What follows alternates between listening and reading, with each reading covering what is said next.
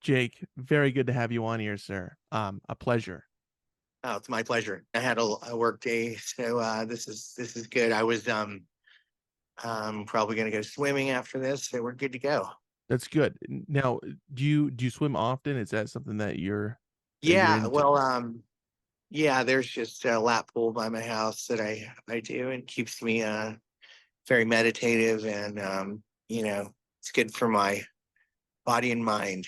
Absolutely, absolutely. Helps me relax and just get into the flow of life. It gives me clears my mind, for some ideas and you know, it's kind of like a meditative sort of a thing. So Yeah. Are you into meditation or transcendental meditation? I don't really I used to do it when I was younger. I just do this through my music now.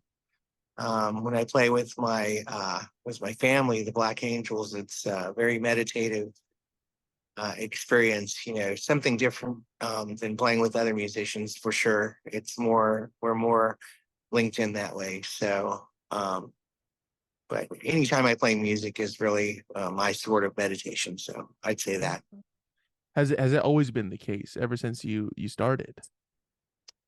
It's grown to be stronger, I'd say. When I was younger, it was more, the excitement of playing and finding my path, and now it's definitely more meditative. So, Yeah. yes. When did you first start playing music? I first picked up a guitar at 9 years old. Oh, wow. Uh, yeah, my father was really busy. He was going to medical school in Galveston, Texas, and we were in this little apartment, and there was a guitar, sitting in the corner. So I gravitated towards that, and I never put it down since 9 years old. Yeah, That was the first thing that you picked up. was yeah, acoustic guitar. Hmm. Very nice. Did you feel a connection to it immediately? Like, oh yes, this is gonna. I did. Just the resonation of the note and that I was actually making this thing sing. I felt a connection immediately, which is cool. It's brought me on a very long journey. So, Jake, I really like that answer. That's a good answer. oh, sure, yeah, yeah. Uh, so how soon after kind of picking up the guitar did you start to mess around with making your own music, or was there a little bit of a gap in between these two? It Uh, was actually immediately because I started writing immediately before I learned other songs because I didn't know how to really play other songs. I guess I did everything opposite of everybody else because I'm left-handed. So maybe it's just my brain the way it does things like that. But then I started going back and learning like Richie Valens and Chuck Berry and surf like 60s surf stuff. Um, Early rock and roll, Roy Orbison and stuff was my favorite when I was a kid. And yeah, and then I started getting more into other bands, current bands, and learning that stuff. So yeah. do these Roy Orbisons and these Richie Valens, do all these people still have an effect or influence your music? Oh, definitely. Yeah, the classic song structure that they had, and just the richness of their tones and voices, and it's top quality. It's hard to find that these days. That kind of a high quality songwriting. Right. So this is in what part of Texas was this in? Well, that was in Galveston. Galveston. Galveston. Okay. Yeah, Now, what at what age did you venture out to Austin? I ventured out to Austin at 18. I was in San Antonio before that, and 18 I moved to Austin. My older brother of 2 years, he was going to UT, so I'd come visit him. And I liked the city a lot because it was music driven, a lot of great bands, and I liked the vibe. And he was here, and he's one of my best friends, and we're always together, growing up. And so I followed him here. We got an apartment, and I started playing and searching around for other musicians to play with, you know. So 90s or mid 90s, you know. Yeah. And was he also into music, or was that kind of just your thing? Oh yeah. He was always into it. Yeah. A lot of the same stuff I'm into. Um, but he liked more industrial, goth stuff, I'd say. Um, but I really liked everything. We both hit the grunge wave pretty hard, you know. um, but I had a ticket to see Nirvana actually before Nevermind came out, and I gave my brother the ticket because I was too young to go, and he didn't know too much about Nirvana at the time, but he became a big fan just like me. So Did you have a feeling that that a huge wave was going to come after Nirvana, like that it was important back then? Could you have seen what was going to happen in the no, future? I mean I couldn't have seen it because you know all of a sudden what we were wearing became you know very popular and normal, like flannel shirts and you know with ripped clothes and ripped jeans. You know, that was just our. We thought it was, you know, at the time it was like, oh, this is our scene and our kind of underground fashion. It became mainstream, so it's interesting to see that how that all happened. But you know, I understand it completely. You know, Right. What ended up being your first concert that you went to? well, let's see. The first one was the Skinny Puppy. Mm. It's a industrial kind of band. It was a Huge Arc Park tour. Yeah, and a good friend of mine, Curse Mackey, put that show on in San Antonio. Even before that, though, I was playing concerts at the age of 14. So, you know, really my first live experience was playing. So I was playing in a band called Chicken Fried Steak, and I was the That's a bass good name. player. That's a good name. Yeah, yeah. My brother, my oldest brother, was the drummer, and my two very good friends, the singer and the guitar player, Aaron and Troy Curry, brothers. Um, and then it was me on the bass, and I loved it. You know, playing live. My mother was kind enough to let me get out of the house and play on weekends at night. And my hair was so long at 14. I mean, everybody, and I was kind of taller, so everybody thought it was you know, old enough to be in there, right? Already. So, and all my friends were, you know, they were so cool and nice. And, you know, older friends, I had older friends because I was just a musician playing with all these different bands, you know, but um, great experience for sure. Yeah. So you had already had experience in more legitimate projects before even moving to Austin. Right. I'd already played out live and all that stuff. Yeah. And you said this is around mid '90s, later '90s. Yeah. Mid 90s. And also, I was just, you know, I guess the bands I was playing with was the grunge wave, and then I took a break uh, to write songs and to learn how to play the guitar better because I was playing bass. So I took a break from mid '90s to late '90s, just writing and listening to a lot of records and working at a record store. And then I started writing again in the late '90s. Yeah. When you took that break and kind of stepped away, when you finally came back, did you notice that there was a huge difference in how you played and what your kind of mindset Oh, was towards music? yeah, definitely. Because I think the strongest, you know, the strongest tool any musician can have is their catalog of music, you know, the library of music that they have. The more that you listen to and the more genres, the more open-minded and the more ideas you can pull from. So being able to work you know at record stores and learn about all this new types of bands and music, you know, really helped me to explore that that world, and everything from krautrock to, African music, or, South American stuff. Um, Even electronic stuff, Aphex Twin, you know, um, experimental stuff, John Cage, all that. Right. And Yeah. that was during that separation period, if you will, from music that you were Yes, discovering all this. that's right. That's right. Digging deep and just listening all the time, and gathering all this information, you know. So, Right. And you were just finding this because you were in these record stores and around music all the time, that it was pretty prevalent to find yeah. these. All right. I like that. I think that's a good Yeah. route to go. Always trying to discover something new, even today, So, Mhm.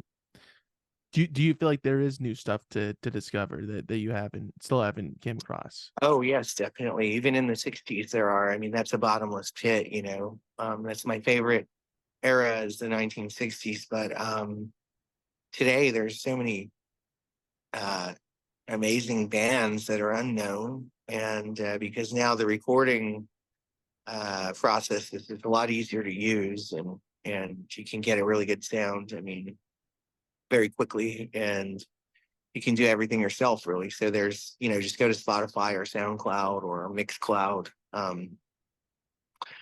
you know, and you can do a lot of discovering and find so many great bands. And, I see that a lot of people make playlists, and, I'll go listen to those and see what I like. And I like a lot of it. So, When you sit down to listen to these playlists or whatever it may be, or an album, or whatever it is musically, whatever the format is that you're using, do you find yourself just really just paying attention, not doing anything else, just kind of absorbing it, or are you kind of oh, putting it yeah. on in the background?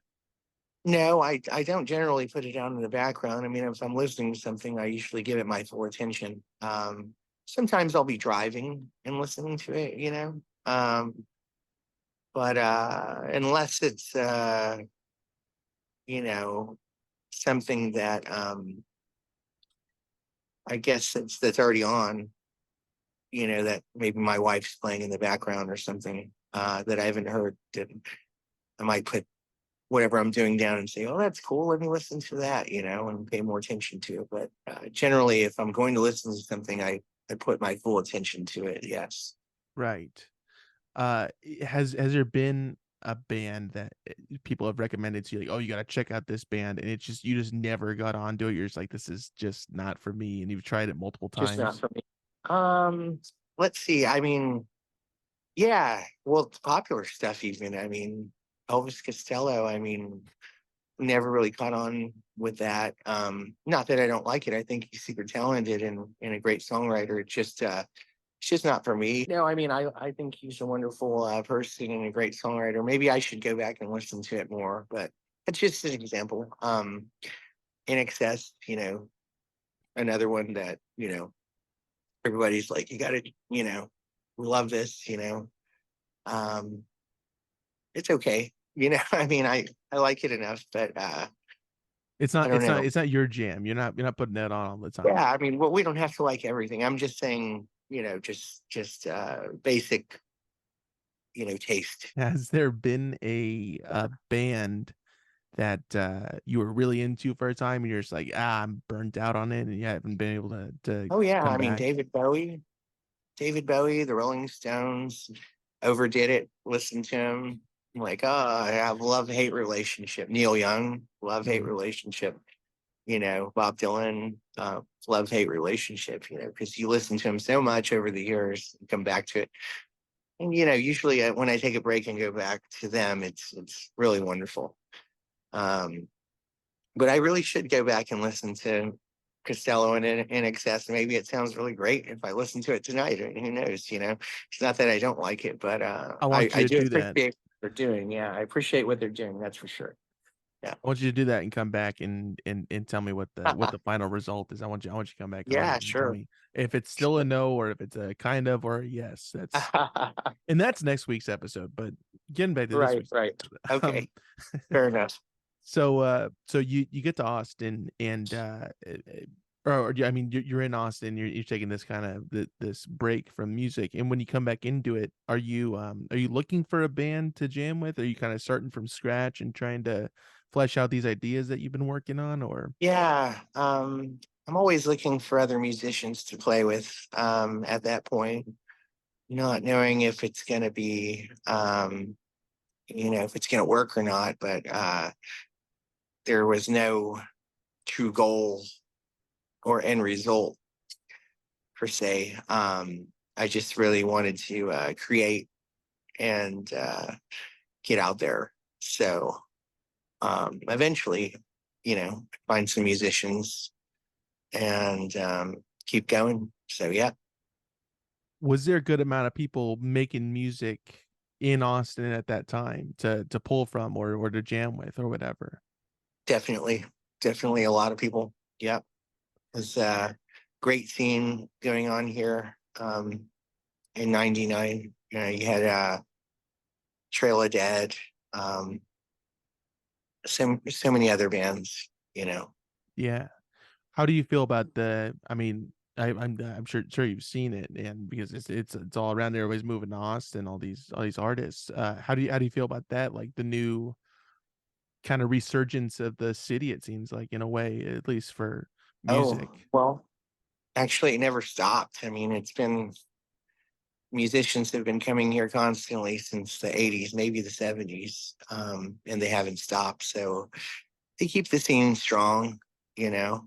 Um, Now, a venue that I run here called the 13th Floor is where I used to come and see bands. It used to be called Beerland before this. And that's, we think, early 2000s. That's where all these bands, these new bands would play. I saw Ty Segall here when he was just sitting on the floor. Coach Whips, which was pre-OCs. Oh yeah, amazing band. Yeah, yeah. So many bands played here and local bands too. Strange Boys was another one. And the Black Angels was one, that was playing in this neighborhood too, I've heard about those guys. Yeah. right? So you got into running this space. Was that kind of later on though that this opportunity came? Yeah. It's been, let's see, we had a smaller bar on the east side and we started in 2017 and then we closed down after the pandemic and reopened in see now it's 2022. Yeah, so we've been open at the new location, which is the old Beerland at 711 Red River since 2022 in September of 2022. Oh So wow, awesome. yeah, it's been cool. Hard work, but it's good for the community, I think, to you know give the locals a place to play and give the locals a place to see good music. We just had Austin Psych Fest happen here just 2 days ago, and we had Witch play, J Mascis's Witch. We Amazing. had Spoon Benders, Fantastic band. Yeah. yeah, Nolan Potter's Nightmare Band. Members of Hoover 3 played in a group called Group. Yeah. We had the Zachary Thax reunion, which is a 1960s Corpus Christi 60s garage band reunion.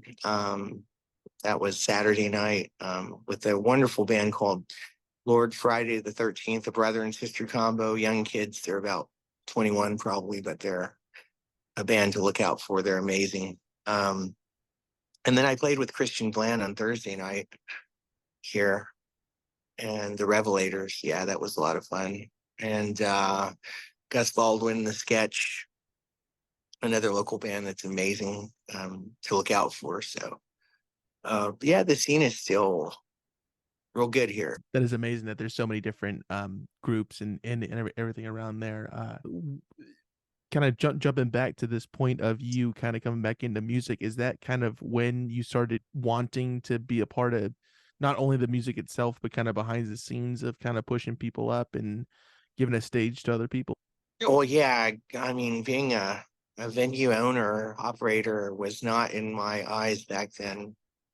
not even close. But playing in a group was. I always strive to be, you know, professional musician, if you will. I always wanted to be um, out there spreading my art and showing people what my world was about. And yeah, so now it's been really awesome to be able to do that. Honestly, and it's hard work. It's a hard path, but still doing it. Right. It seems kind of difficult to be juggling these two things, performing and kind of organizing. It seems like that's a difficult thing. But if I mean, hey, if anybody could do it, it's you, Jake, and that's I know that is really amazing though that you're able to juggle both these things. Does it lend itself to have your mind move in different directions, kind of with doing both the organization of a club and all that entails, and being more creative in a sense with music in general? Yeah, well, I have to separate the two. I think 'cause one is more free form thinking, the music, and then one is more realistic, the business side or the venue side. And so I have to be on point with the venue side, and the music side is more of it's definitely they're both fun, but I think the music part is more of my livelihood and the way that you know I like to just immerse myself into the creativity, and it's definitely an outlet and more of a way of life, I'd say. Do you think that you would have been searching for a different outlet if this hadn't occurred? Something along these Well, lines. yeah, at one point, I was really thinking about being going to be a sommelier, like a wine guy. Um, so, if music wasn't going to happen, I'd probably be selling wine or something like that, because I love wine. So, So you are still a wine guy. yes, Okay. yes. Well, this is the podcast to be on. I'd say that. Going back to this re-entering of music, what was the band that you eventually created after coming back from the hiatus? Yeah. My first band that I had in Austin, it was a band called the Lavender Fog, psychedelic band. I'm not sure if it was more, I guess, 1960s inspired psychedelia. I'm not sure if the crowd or the area was up for it. We were pretty out there. It was like Red Crayola, 13th floor elevators type stuff. Definitely the 1960s sound. And we played actually just across the street from the 13th floor was our first gig. At a And was there another venue over there at the time? yeah, it was called Room 710 And room. it Yeah. is that still there? The building is still there, but it's called Valhalla right now. But the bartender is still working there and he owns it now. Oh wow, awesome. Really great guy named Seth. Yeah, he's great. And I still play there, actually. And I love it there. But yeah, it was Lavender Fog. I remember the sound guy saying, "Oh, that was interesting." um, I was really doing the whole 60s thing, basically, really into 60s psychedelic in Texas, 60s psychedelic stuff. So yeah. Right, which is not unheard of. I mean, with Right. uh what's his name? I'm forgetting the Rocky Erickson. Rocky. Yep. Well, I think there was probably other groups doing it, but maybe it wasn't, maybe at that certain year or that time wasn't very fashionable to do that type of music, but I'm sure there was other bands doing it, and Rocky was still going. And I think Bubble Puppy might have still had something going. Golden Dawn might have still been playing too. She was headband, might have still been playing, but we were just young kids doing, you know, 60s, stuff, and we loved it, just from record collecting or whatever. So we're just kind of paying our tribute, and we're definitely inspired by it, you know. Right. I again, a great answer. Jake, you're 10 out of 10 on this one, sir. I appreciate it. So I Well, mean, at this time, there were places to play. I mean, like, and there was a music scene going on.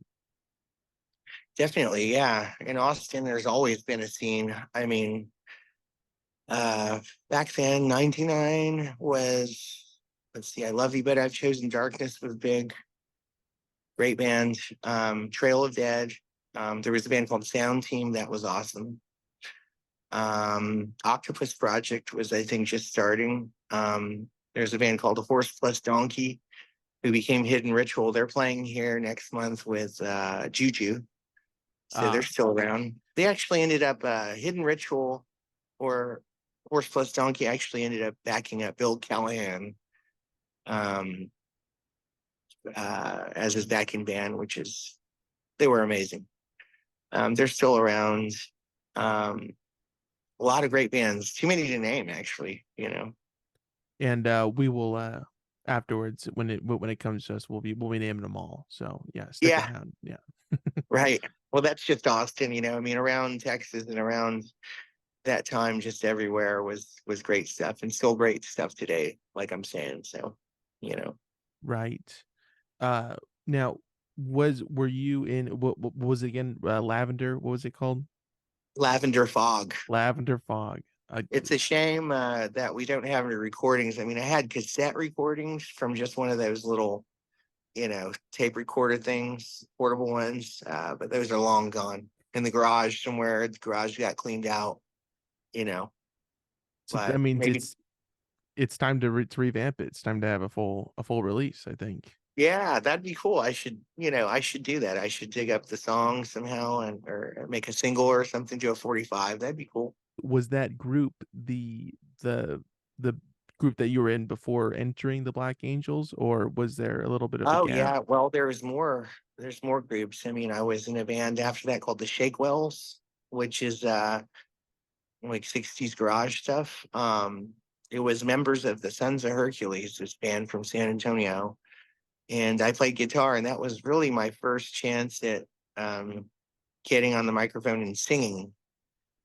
And so I was really shy, you know, did background at first, and then they convinced me to do some lead vocals. And that was right here in this room at the 13th floor, the same venue, but it was called Beerland back then, of course. And so I cut my teeth there. And Ended up how going, did that was that like a huge transition for you to finally step up and take a yeah. lead role? Oh yeah, it's a big fear. To sing in front of people is very it's so scary. It's a fear that I've overcome, but once you do it, you know, it's not a big deal. And that was just through After a practice or while, just doing it? yeah, you get used to it, you know, because you know I was a pretty shy guy. I'd say I was pretty shy, or not a complete introvert, but you know, um, if I didn't know you, it'd take a little bit of, you know, trying to get me to get into a conversation. But you know, I've come a long way, right? Yes, absolutely. I mean, come on. Yeah. No, so it was a Shake Wells and Killer Band, and I do have some video of this of that band and some recordings too. And then I joined a band called the Ugly Beats, um, and I still play with them today. It's a lot of fun. We're playing with the Mummies next month. Oh wow. This great band from California. They've been around. But I still play with Ugly Beats. They're like some of my best friends. They were the first band to bring me to Europe. We went to Spain on tour in 2005. That was really cool. Um, then after them, I joined a band called uh, The Ripe and put a record out with them, two of my good friends. But let me back up to the Ugly Beats, though. About 2003, Black Angels opened up for us at Emo's down the street here on Red River here, and that's when I first met them. And super nice, super nice people, and we've been friends ever since. Um, Ugly Beats got to play with them again at this skating rink they used to do these roller derbies, and we played with them at the skating rink, and yeah, we just became friends and kept in touch later. um Around 2011, 2012, playing pool with Alex Maas, down the street here again, and he's like, hey man, do you want to jam? I don't, thinking about asking you to join the Black Angels. It's like, really? That's great. Let's jam. When do you want to jam? How about now? It was like 1:30 in the morning. I said, sure, jump in my car, let's go. And we Which jammed is all which night. is that's a proper time to jam. 1:30, Yeah, yeah, getting it yeah. done. And we jammed all night and had such a good time. And then a little while later, he, you know, had me come in to play with the full band, and it felt great. I was really into it, um, and haven't stopped since. Really, it So it was immediately a natural fit.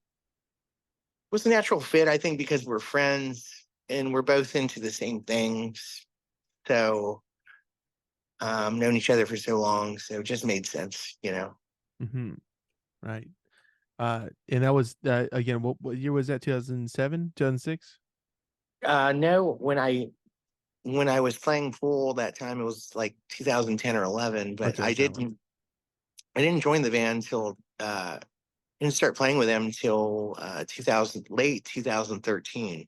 Um, and they were finishing up the Indigo Meadow record. They needed a fifth player to do the tour and um, complete the songs and everything. And so I got the call, and I said, "Yeah, I'm in." So started getting on the road with them, and you know playing full time with them. And yeah, that record's really awesome record, Indigo Meadow. I didn't play on it, but I love it.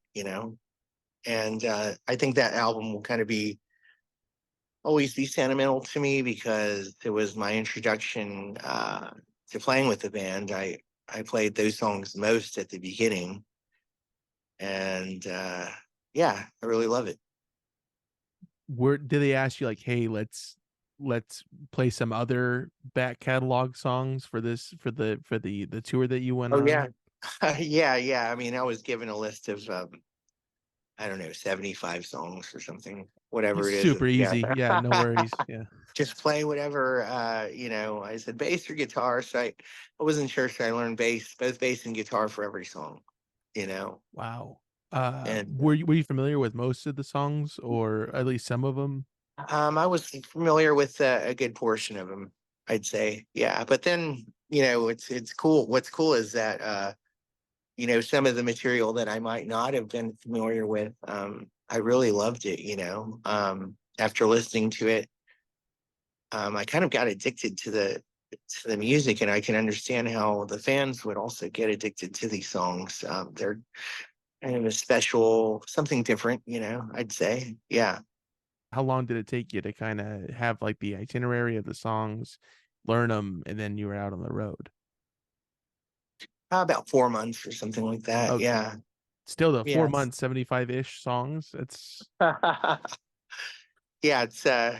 It was fun for me, and I think it was fun for them too because I think also playing with a different member, there's a different chemistry, and the band probably saw the songs in a different light, so it's a lot, it's a lot of, I don't know, it's just different, I guess, when you play with different musicians. If you're playing with, a band for so many years and you have a new member suddenly, I think there's a new love uh, for these songs because there's a reappreciation or somehow something like that. the fresh blood is Yeah, put into it. Yeah. yeah, it's pretty neat. It's just a different outlook on the songs. I'd say for sure. Did you Mm, also feel some sort of a way like that, as being the new person in the group, experiencing these songs for the first time, kinda getting used to them? definitely, and just playing with different people in general, and the way that they work is different from the way that I might have worked. And so yeah, it was a learning experience and a lot of fun too. So Was the first time that you played, like, a local show with them and then you went on the tour, or was it just immediately out on the road with them? I think, what was the first show that I played with them? It might have been, I don't think it was Austin Psych Fest. It might have been just straight up tour. I'll have to go back and look. um Again, we'll discuss that, next week when we come back with all the names yeah, of the bands. but I do remember that it felt great and everybody was happy. And yeah, with them, it's more of a ritual, I'd say. Playing live with them is more of a ritual, which is, it's different from other bands that I play in that other bands are just like so tight and strict um, about the parts. And I think the Black Angels are more open. And yeah, it's definitely more of a ritual. Like, oh, we're going to let this part go a little bit longer and feel it out. There's more room, and yeah, it's a lot funner, I think. So Right. mhm. Did you have the that room to kind of make a part your own, or at least kind of mimic it in, like, your how you would have wrote a song, Oh if yes, you were in definitely. the studio? Yeah. Yeah, well, I didn't want to overstep my boundaries or sacrifice the song, or you know take away from you know anything that the song had that was special. I tried my best to play authentically, verbatim, if you will, with the record. But um, certain parts that I might have heard, um, I might have, you know, created a part just for that part that I didn't hear them doing before live. Um, and I could do that with some effects pedals or bending a string a certain way, as long as it was sounding good to everybody. I didn't want to sacrifice, doing something that didn't sound good, that's for sure, or something that they didn't want. Um, but I definitely, made it my own. That's for sure. And Alex was all for it. He's like, you know, believe in it and make it your own. So, and they were all so cool and supportive with me being myself in the band as far as playing.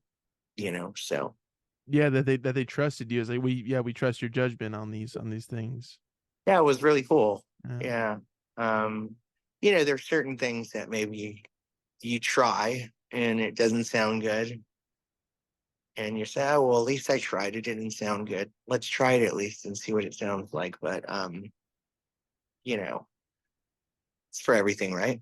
So, yeah, sometimes it works, sometimes it doesn't. Do you think that it more often does work than doesn't work, or vice versa?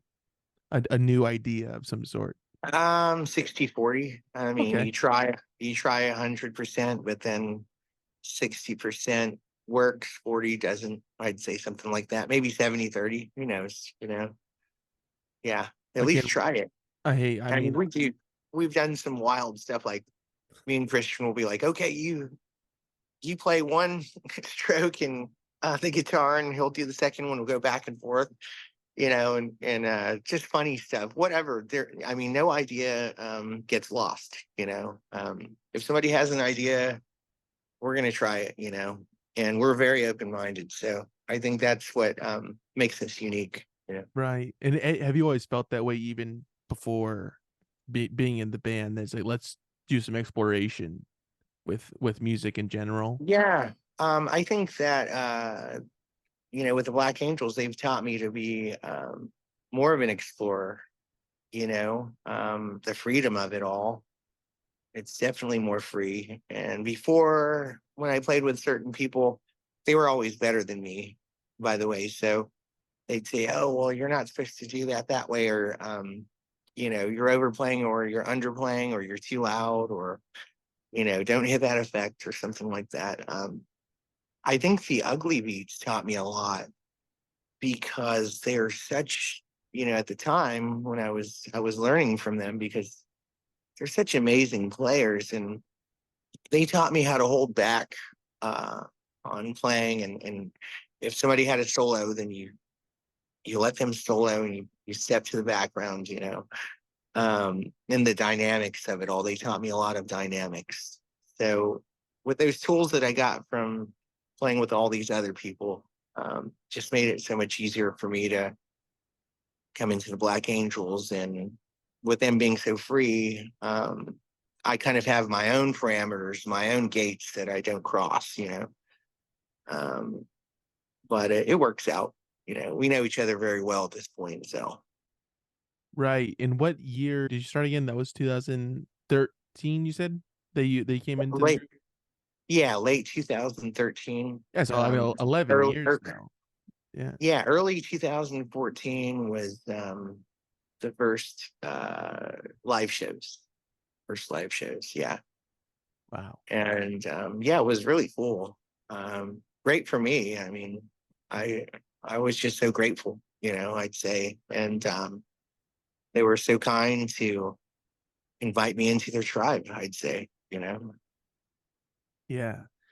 Now these other bands that you were involved in, before the Black Angels, did that kinda take a back seat, or were you still in the mix with a couple of other groups during that time? Yeah, the ripe is all my thing. So, I'm the leader, if you will, or the songwriter. And that was one of those bands that could play anytime. It wasn't on a strict schedule, where the books, gigs booked or something like that. Ugly Beats I'd been out of already. They had a replacement guitar player, a friend of mine, Dan Wilcox. So um, they were doing their own thing. They were active. Ripe, I would come home and play with them, when I was off. And, so nothing really got affected heavily by it or anything. Mhm. Now had that not had that, opportunity to even join the Black Angels happened, do you think that you would have still been in a lot of different kind of groups and having your hand in a bunch of different things? Definitely. Definitely so. Yeah. And one of them I would have just latched onto and focused on that and made it as serious as I could. So, if not Black Angels and something else, maybe another band, who knows? Right. Hmm. I like that answer. I appreciate Yeah. you being so candid with me. Yeah, sure. Yeah. Um, do you recall the first, record, that you worked on, with, writing with the Black Angels? Yeah. Well, it was the Clear Lake Forest EP, which came right after Indigo Meadow. Tired Eyes, some guitar on that. Um, Diamond Eyes was another one, and a song called The Flop. Um, did some fun experimentation on that with the guitar, where I had Christian hit a string and I'd hit the whammy bar through a lot of reverb, and I wanted it to sound like Tago Mago album by Can, kind of like inspired by that. But that was the first one, was Clear Lake Forest EP. And then after that, Death Song, you know. So Mhm. mhm. Did you feel like, "All right, I'm ready to just I understand what kinda the whole parameters of the band is and where everybody wants to move and all this stuff," before moving into the to getting that record done, the first one? Well, at Soundcheck, we always tried new ideas.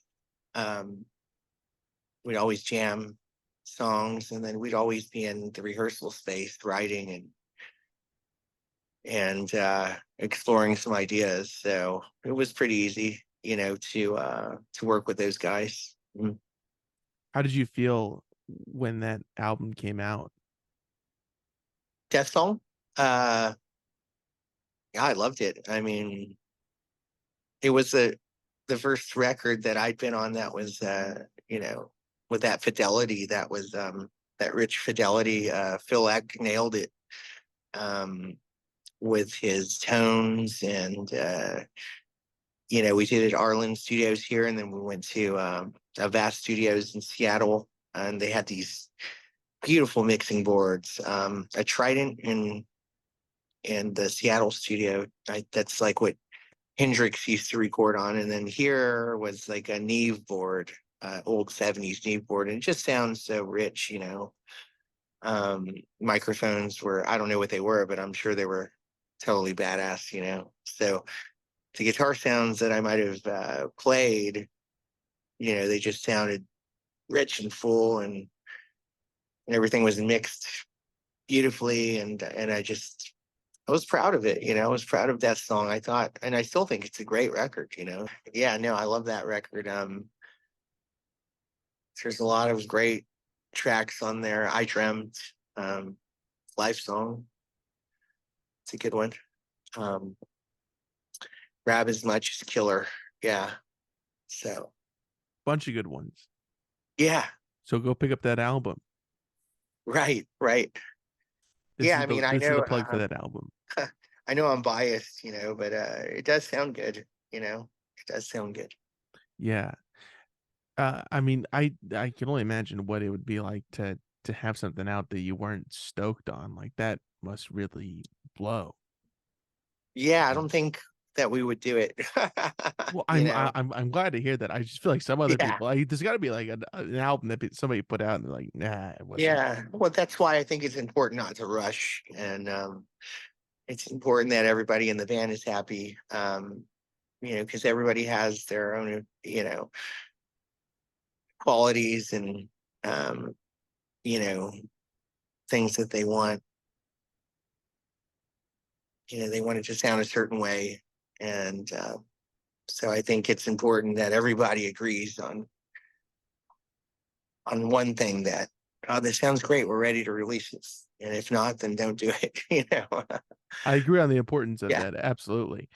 right. Uh, the when you go into a studio or when you went in to record that record, what was going through your mind at that time? Were you like, yeah, I'm stoked to do this, or is it kind of a little bit hectic, or if you could um harken back to that when that was being yeah, recorded?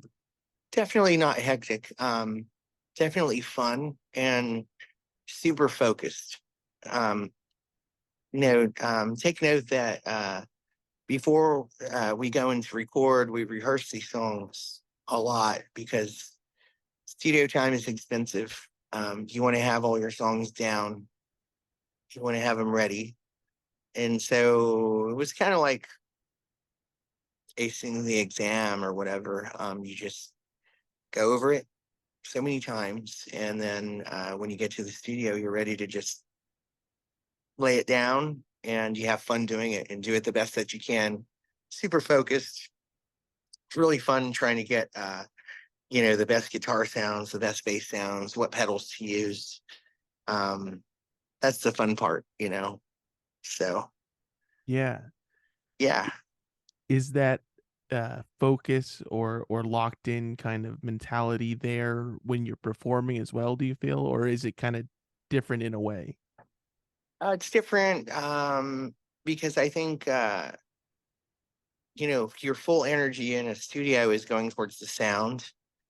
And when you're playing live, your full energy is also to entertain slash playing live. So you want to make sure that, I think with an audience there, it changes a little bit, because you're channeling and you're taking in the energy from your audience, and you're giving it back. So you have the audience to feed off of, the energy is just reflecting off of them. In the studio, you're just fully throwing all that energy out of yourself. So I don't know if that's it's hard to explain, I guess, but playing live, yeah, you definitely feed off the audience.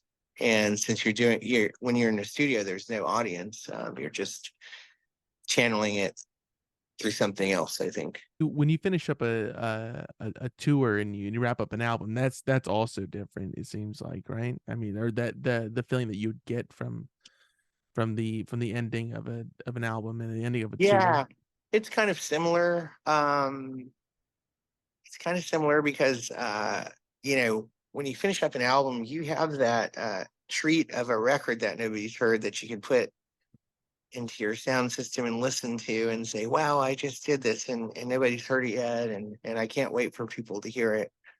And I'm so proud of it. And then on tour, you have memories, so it's a little bit different, but they're both rewarding in their own ways. They're both wonderful.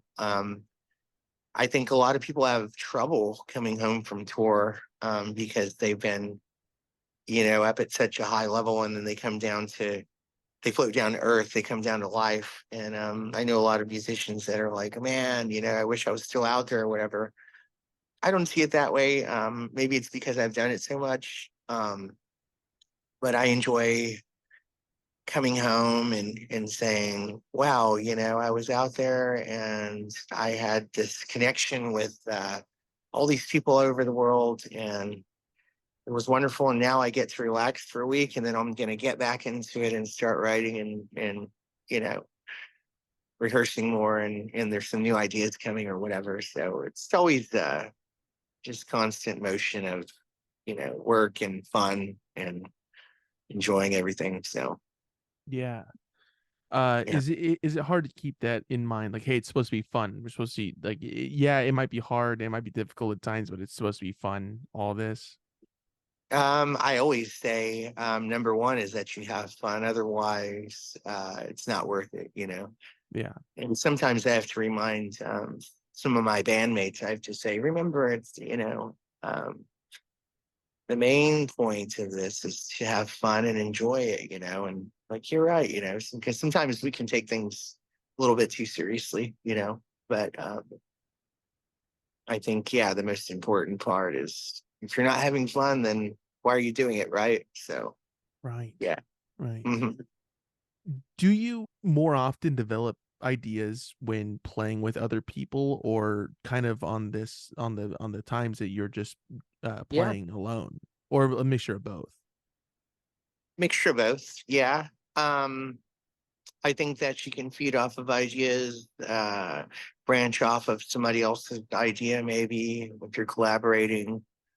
That's a good way to do it. Maybe I'm playing in a different project besides the Black Angels, and I'll say, oh, well, actually, this idea would go better with that band or this band. Maybe I'm playing with Black Angels and say, this idea that I'm trying with Black Angels would go better with this project. And then a lot of times I'll just be um, driving, pull over to the side of the road with an idea and just singing in my phone the idea and then go and record it later. That's just something I might do alone.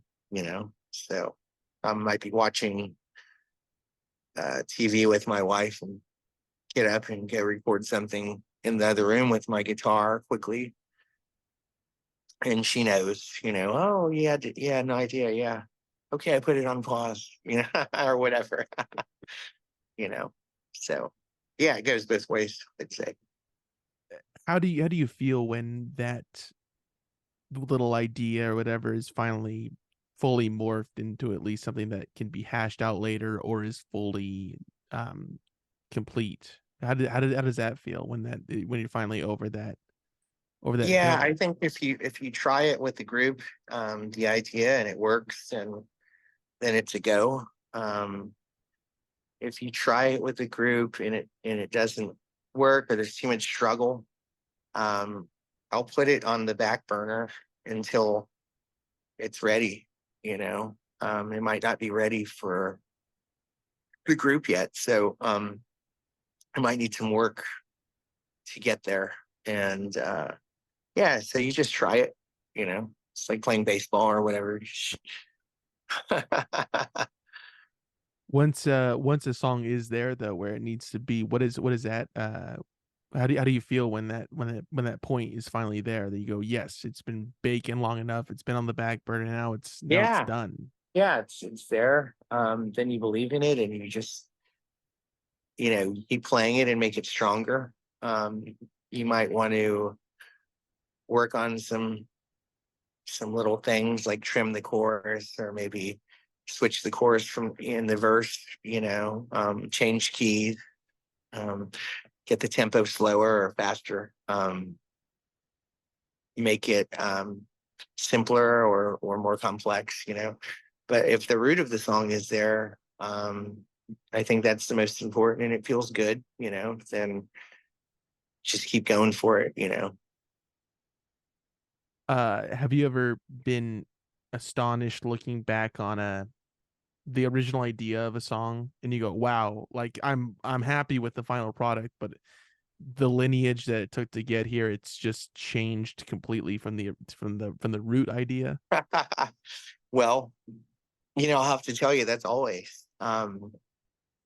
Very rarely does an idea stay the same uh, from its original idea. I mean, it always changes almost 180. I mean, not that extreme, but you know, it changes a lot um, from when we first come up with it. It's just it's always changing. It's never the same. There's a lot of work that goes into it. And that's the fun part. Yeah. So And that's across the board with all the musical projects that you've been a part in. It's always ever changing. yeah, well, Black Angels mainly.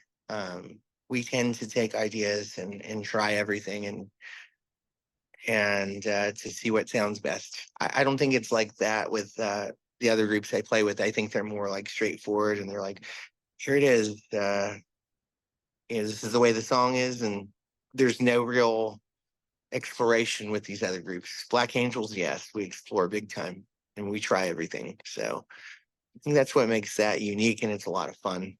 You know, Yeah. nobody's afraid to say, "Oh, why don't we try doing it backwards?" or anything goes really. So that's what's cool about it. Yeah. Right. What is the most rewarding part of making music for you? Most rewarding part is seeing people appreciate it and enjoy it. You know, Austin Psych Fest just playing last weekend, seeing the look on people's faces and how they enjoyed it. And I sometimes I forget I'm a musician, that I'm in a certain band even, and I will go out to a festival or whatever, and somebody will say, "I really appreciate your music," and that song did something for me, and um, you know, it makes me feel grateful that they would listen to it, and makes me feel really great that maybe it would impact their lives somehow. So yeah, that's the big reward for me is just seeing people enjoy it. Really, yeah. With each album, with the Black Angels, do you feel like you, separate from the group, just yourself, are approaching songs differently, or there's a new path that you take with each album? Um, well, sometimes we might focus on a theme for the album or a center focal point where we'll gravitate towards this focal point, um, which makes it easier for us to concentrate on one thing and one goal. But I don't think so. I think we're always kind of have the same technique of writing. Um, I think it hasn't really changed that much. Being open minded, and but with some sort of structure, I mean, certain structure. I mean, we definitely write things down. Has having your hand in all these different areas of music, 'cause I know you DJ as well on top of all these other Yeah, these uh-huh. things, constantly being surrounded by these different kind of avenues, if you will, in music, has that all contributed to how you evolve in music just personally? Has it all had an effect on where your music is going? Yeah, I think so. You know, like I said, it's just, the catalog and the library of DJing, listening to all these different types of records, shapes your mind in a certain way. And, all the songs get stuck in your head. And so you might be really inspired by what you're listening to, of course. And so the DJing aspect does help a lot and shapes that kind of, you know, in a certain way, I'd say. Yeah. Right. Awesome. And working in a music venue is, I guess it's more like booking the bands and stuff. Watching the bands live is incredible. But the other part of it, like booking and all that stuff, doesn't really contribute to any creativity, I'd say. Um, Jake, I do appreciate you coming on here, sir. Thank you very, Yeah. very much. And Thank before we you. let you go, we got to do some promo here. So, Okay. the Black Angels music is streaming everywhere, wherever people get it. That's where you can find it, and you can buy the merch through the website. That's a good way to support the band, right? Yeah. That's awesome. Perfect. Yeah. And that's at theblackangels.com, and as well through That's the right. Bandcamp, which is at blackangels.bandcamp.com. And everyone can stay up to date with news and shows and everything else by following the band on Instagram at the Black Angels, just straight across, no underscores.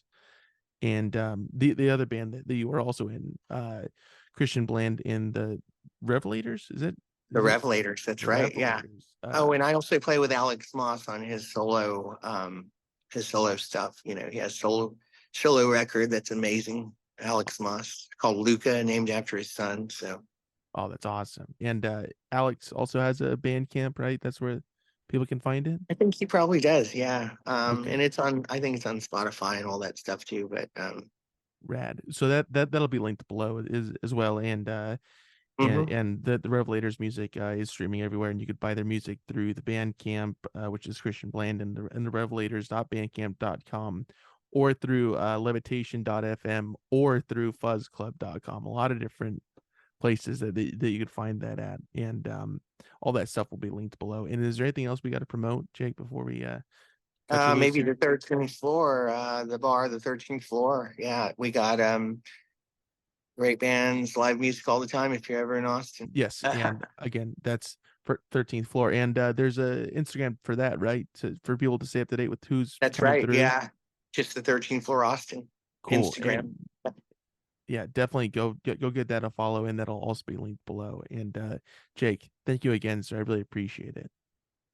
Hey, thanks a lot. It's nice to meet you. Okay. And Oh, hope to see you likewise. soon. Yeah, Come to sounds Austin good. sometime. Or All yeah, right. I'm crashing with you. Thank you so much, sir. I'm gonna stop recording Cool. this. I'll talk to you in a minute. All right. Thank you, man. Cool. Bye. Thank you.